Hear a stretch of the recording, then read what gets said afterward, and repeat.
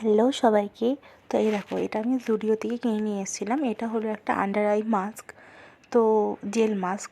এটা আমার বেশ পছন্দ হয়েছিল, আমি এর আগে কখনো ইউজ করিনি, কিন্তু এটা কফি ফ্লেভার ছিল। এটা নিয়ে এসেছিলাম, তবে ইউজ করা হয়নি, কারণ হচ্ছে আর আমার মানে যেদিনকে আমি এটা ইউজ করছিলাম নেক্সট দিন আমার বিয়েবাড়ি ছিল। তাই ভাবলাম যে এই আমার চোখ ঢোকাগুলোকে একটু ঠিক করতে হবে।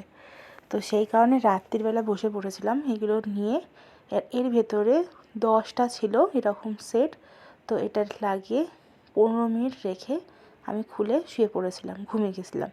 আর নেক্সট দিন সকালবেলা উঠে, যেদিনকে ছিল অফিস ছুটি, তো এইরকম ব্রেড টোস্ট বানিয়েছিলাম, তার সাথে সস। আর তারপরে ইচ্ছা করলো একটু চা বানাই।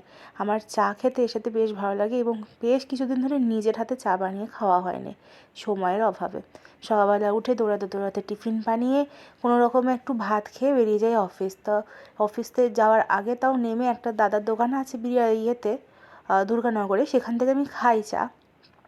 কিন্তু যতই হোক, নিজে বানিয়ে খাওয়া চা আর কেনা চায়ের মধ্যে তো একটা তফাৎ আছেই।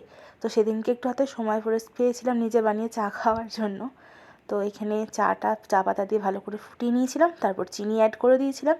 চিনিটা পরে অ্যাড করলেও হয়, অনেকেই বলে যে এইভাবে খাওয়া উচিত না, মানে আমি সেদিনকে চিনিটা এখানেই অ্যাড করে নিয়েছিলাম। তার মধ্যে দিয়ে দিয়েছিলাম দুধ।